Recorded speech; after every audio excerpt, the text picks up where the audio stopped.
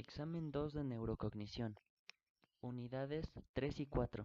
Presentan Nava Álvarez Dante y Salinas Morales Daniela Astrid. Unidad 3. Trastornos del ánimo. El trastorno obsesivo compulsivo, o TOC por sus siglas, es un trastorno común crónico y de larga duración que se clasifica como un trastorno de ansiedad. Las estructuras involucradas son la corteza orbitofrontal y la corteza cingulada anterior, las cuales se encuentran dentro de la corteza frontal.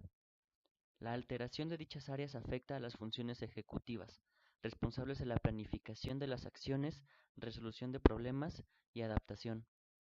También existe una alteración en las vías excitatoria e inhibitoria del proceso de información de los núcleos basales, que provoca la incapacidad de inhibir ciertas conductas. Algunos estudios han encontrado que si la persona tiene parientes en primer grado que han sufrido este trastorno, es más probable que la persona lo desarrolle a principios de la adolescencia. Esta incidencia es mayor si su familiar lo desarrolló en la infancia o adolescencia. El TOC puede aparecer repentinamente tras una infección autoinmune estreptocócica. Se ha encontrado que guarda una relación con el aumento del tamaño de los núcleos basales, provocando una modificación de la estructura cerebral. Las personas que han sufrido abuso físico, sexual o algún otro trauma tienen mayor riesgo de desarrollar TOC. Las obsesiones son pensamientos, impulsos o imágenes recurrentes y persistentes que generan ansiedad y malestar, que incluyen aversión a la suciedad, gérmenes, presentan miedos irracionales y una gran necesidad de simetría, orden y o exactitud. Por otra parte, las compulsiones pueden ser conductas repetitivas que la persona se siente impulsada a realizar en respuesta a una obsesión. La mayoría pueden incluirse en las categorías contar, comprobar, limpiar y evitar. Este trastorno se asocia con el síndrome de Gilles de la Tourette, que se caracteriza por tics musculares y vocales. Se ha observado que muchos pacientes con este síndrome tenían obsesiones y compulsiones. Los fármacos implicados en el tratamiento del TOC son principalmente la clomipramina y los inhibidores de recaptación de serotonina. Estos incluyen a la fluoxetina y fluvoxamina. En algunos casos se recurre a cirugías como último recurso. La cingulotomía consiste en la destrucción quirúrgica de haces de fibras específicas de la zona subcortical del lóbulo frontal. La capsulotomía se destruye una región del fascículo del cíngulo que conecta el núcleo caudado con la corteza prefrontal. Otro tratamiento útil para los síntomas del TOC es la estimulación cerebral profunda o ECP por sus siglas. Estos tratamientos suelen ser acompañados de una terapia cognitiva conductual de modificación de la conducta que ayuda a disminuir los comportamientos compulsivos del trastorno. Trastorno por estrés. El término estrés suele ser utilizado para aludir a la reacción fisiológica que provoca la percepción de situaciones aversivas o amenazantes y que nos preparan para amenazar a los rivales o luchar contra ellos o escapar de situaciones peligrosas. Generalmente, una vez que la situación de peligro ha sido superada, el estado fisiológico de un individuo vuelve a la normalidad. Dicha respuesta no tiene efectos adversos siempre y cuando ésta sea breve. Las estructuras involucradas. Cuando los niveles de estrés son muy altos, es probable que la corteza prefrontal disminuya su actividad, lo que puede dar como resultado una disminución de la supresión de la actividad amigdalina. Dicha disfunción suele aumentar su probabilidad si se da un daño en el hipocampo, dado que las estructuras hipocampales ayudan a reconocer un contexto de peligro, por lo que su lesión dificulta el reconocimiento de una situación de seguridad. El sistema neurovegetativo del sistema simpático se activa y las glándulas suprarrenales segregan adrenalina, noradrenalina y hormonas esteroideas relacionadas con el estrés que se encargan de movilizar las reservas enérgicas del organismo. La corteza suprarrenal produce una hormona llamada cortisol. Se dice que es un glucocorticoide, puesto que influye en el metabolismo de la glucosa y contribuye a la producción de grasas disponibles como fuente de energía. Aumenta el flujo sanguíneo y estimula la reactividad comportamental. El sistema límbico también es de suma importancia, puesto que en él se localiza la amígdala. la cual es responsable del control de liberación de noradrenalina en el cerebro.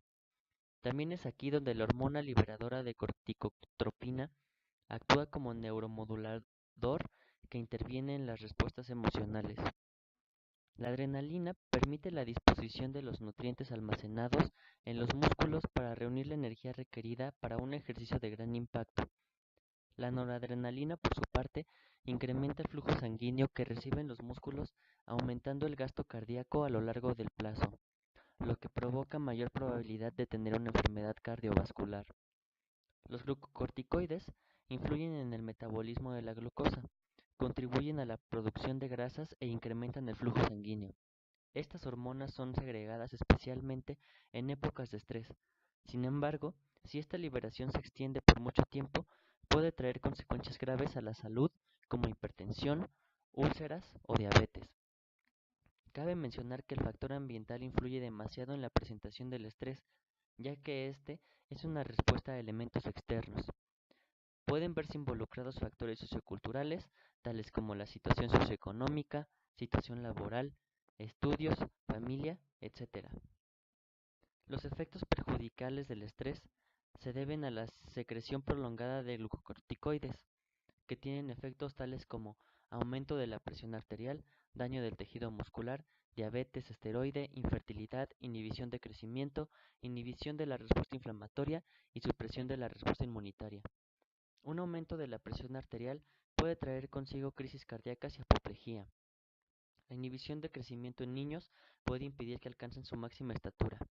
La inhibición de la respuesta inflamatoria dificulta que el organismo se recupere de una lesión y la supresión de la respuesta inmunitaria facilita la vulnerabilidad de la persona a las infecciones. Estudios han encontrado que el estrés continuo puede provocar lesiones cerebrales, especialmente en el área hipocampal, que porta suma importancia en el aprendizaje y la memoria. Es probable que el daño en el hipocampo, que ayuda a reconocer un contexto de peligro, active con frecuencia la actividad de la amígdala que cataliza la respuesta fisiológica del estrés y se cree una dificultad para la inhibición amigdalina.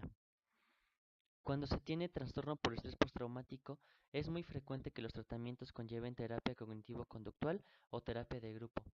Con respecto a los fármacos, suele recurrirse a inhibidores de recaptación de serotonina. Por otro lado, también se ha experimentado con estimulación magnética transcraneal, la cual ayuda a reducir significativamente los síntomas de estrés postraumático y puede tener efectos beneficiosos hasta 3 meses después.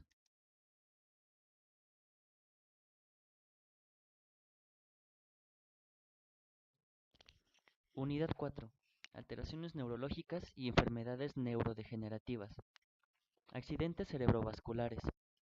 También conocidos como ictus, los accidentes cerebrovasculares pueden producir alteraciones de la percepción, el reconocimiento y la expresión de la emoción, la memoria y el lenguaje. El sistema vascular involucrado en estos accidentes es el que se distribuye a lo largo del cerebro, es decir, el sistema de irrigación cerebral. Evidentemente el cerebro es la principal estructura involucrada, ya que allí es donde se desarrolla el accidente y se producen los trastornos. La edad juega un papel importante, ya que cada década pasados los 45 años, la probabilidad de sufrir un ictus se duplica. Cuando un vaso sanguíneo se encuentra debilitado o presenta deformaciones, es probable que debido a la presión arterial, la sangre salga de éste y se acumule en una región del cerebro, provocando una hemorragia. Esta acumulación presiona el tejido cerebral provocando daños severos. A veces el vaso sanguíneo se ve bloqueado debido a la presencia de trombos o émbolos. Los trombos son coágulos que se forman en el interior de un vaso sanguíneo. Los émbolos son porciones de estos coágulos que se desprenden y bloquean un vaso más pequeño. Cuando sucede esto, la sangre se ve obstruida y el cerebro no puede acceder a los nutrientes y al oxígeno necesario. Los síntomas de un ictus son variados. Se presenta deterioro cognitivo que incluye dificultades de lenguaje, atención, pérdida de memoria, dificultad para leer y escribir.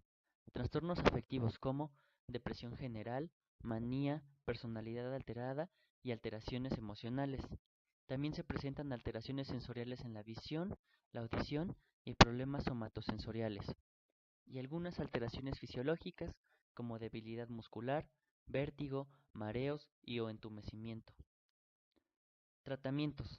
La primera línea de tratamiento hace referencia a la prevención, reduciendo los factores de riesgo que incrementan la posibilidad de sufrir un ictus. La incidencia disminuye si se lleva una forma de vida saludable, manteniendo una dieta equilibrada, baja en azúcares y grasas dañinas. Se suelen utilizar fármacos anticoagulantes, ya que los coágulos formados en el cerebro dañan el tejido nervioso y son sumamente peligrosos para el organismo. Actualmente se espera que la DSMA o desmoteplasa pueda ser utilizado comúnmente en humanos, ya que se ha encontrado que si se aplica en un plazo no mayor a 9 horas después de la producción de un ictus isquémico, se puede restaurar el flujo sanguíneo y reducir los síntomas. También existen métodos mecánicos como la endoarteriectomía y endoprótesis. Sin embargo, la segunda muestra una baja tasa de éxito. La primera consiste en el uso de dispositivos médicos que se conducen hasta la obstrucción y mediante vacío o fijación se retira el coágulo. La endoprótesis consiste en colocar una malla flexible de acero en forma cilíndrica que se expande una vez colocada en el estrechamiento. Sin embargo, no es muy recomendable. Esquizofrenia. La esquizofrenia es un trastorno crónico y grave, sumamente incapacitante, que afecta la forma de sentir, pensar y actuar de las personas. Eugene Bühler pretendía referirse a ella como una ruptura con la realidad, dada la desorganización de las funciones mentales, de modo que pensamiento y sentimiento, por lo general, ya no tenían coherencia mutua. La corteza del lóbulo temporal medio es más delgada y la parte anterior del hipocampo es más pequeña que en las personas que no presentan este trastorno. Además, cuanto menor sea el volumen del hipocampo, menos actividad presenta la corteza prefrontal izquierda durante una tarea cognitiva. Los lóbulos frontales presentan poco flujo sanguíneo en personas que tienen esquizofrenia. Aunado a esto, se ha encontrado en algunos estudios que las personas esquizofrénicas presentan un aumento de tamaño de los ventrículos cerebrales. Otra estructura que se ve involucrada es el globo pálido, ya que existe una reducción del flujo sanguíneo en la parte izquierda de este, provocando una disfunción en la conexión entre los ganglios basales y lóbulos frontales. En el sistema mesolímbico es donde se presenta un aumento de la actividad dopaminérgica que provoca los síntomas positivos.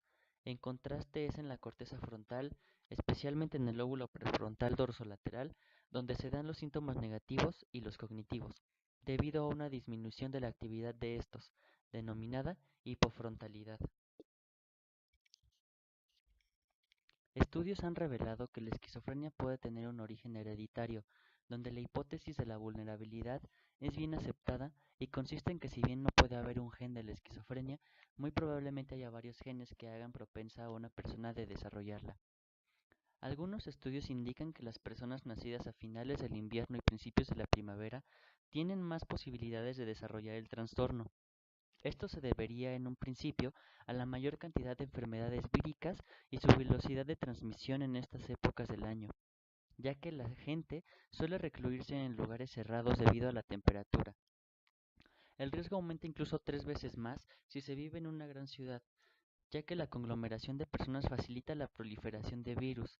Si una mujer embarazada contrae un virus en un periodo crítico para el feto, se pueden producir alteraciones en el desarrollo. También se ha encontrado que el riesgo aumenta si se presenta malnutrición en etapas prenatales y consumo de sustancias tóxicas en el embarazo, principalmente tabaco. Por otra parte, la hipótesis dopaminérgica plantea que es probable que los síntomas positivos que se presentan en la esquizofrenia se deban a una sobreactividad de las sinapsis dopaminérgicas. Y de hecho, si se consumen agonistas dopaminérgicos como anfetaminas, cocaína y metilfenidato, es sumamente factible que los efectos positivos de la esquizofrenia sean más reforzados. La esquizofrenia posee categorías sintomáticas básicas. Estos síntomas suelen aparecer de forma gradual y paulatina en un proceso de entre 3 y 5 años. Los primeros que aparecen son los negativos, posteriormente los cognitivos y finalmente los positivos. Los síntomas negativos se relacionan con la falta de conductas normales, tales como la falta de reactividad emocional, falta de iniciativa y constancia, además de anedonia, incapacidad de sentir placer, y aislamiento social. Los síntomas cognitivos abarcan dificultades para el mantenimiento de la atención, baja velocidad psicomotriz, dificultades de aprendizaje y memoria, razonamiento abstracto deficiente y escasa capacidad de resolución de problemas. Cabe mencionar que tanto síntomas cognitivos como negativos no son únicamente dados en esquizofrenia, puesto que suelen relacionarse con trastornos neurológicos que implican daño cerebral, principalmente en los lóbulos frontales. Los síntomas positivos se caracterizan por su presencia e incluyen trastornos de pensamiento, alucinaciones y delirios que son creencias claramente contrarias a los hechos reales y pueden ser de tres tipos: de persecución, donde el individuo suele pensar que conspiran contra él; de grandeza, que son ideas falsas acerca de su poder e importancia y posee la convicción de que tiene poderes divinos o conocimientos especiales; y de control, que suelen estar relacionados a los de persecución, donde el individuo cree que está siendo controlado por diferentes medios. Los fármacos para el tratamiento de la esquizofrenia, tales como la clorpromazina, se encargan de bloquear los receptores dopaminérgicos, lo que tiene un efecto beneficioso sobre los síntomas positivos, dado que se suprimen o se disminuyen a tal grado que las alucinaciones y los delirios pueden desaparecer o bien disminuir su gravedad. Sin embargo, los fármacos clásicos para el tratamiento de la esquizofrenia podrían tener efectos secundarios, como discencia tardía, es decir, trastorno del movimiento que se manifiesta en una etapa avanzada del desarrollo. Para compensar esto, los investigadores lograron crear medicamentos que tratan tanto los síntomas de la esquizofrenia positivos como los negativos, elevando los niveles de dopamina en la corteza frontal y disminuyéndolos en el sistema mesolímbico. Se les conoce como medicación antipsicótica atípica. El primero de ellos fue la clozapina. Posteriormente le siguieron otros como la risoperidona, olanzapina, ziprasidona y el aripiprazol. Además del tratamiento con medicamento, se suele intervenir con terapia neuropsicológica y psicoterapia. En la primera se busca mejorar el funcionamiento físico y mental del afectado. La segunda consta de distintos tipos de intervención que va desde la conductual, que busca reducir o eliminar pensamientos negativos, a normalizar los patrones de pensamiento y aprender a sobrellevar el estrés. La terapia familiar y rehabilitación vocacional buscan reinsertar al individuo a una forma de vida más estable.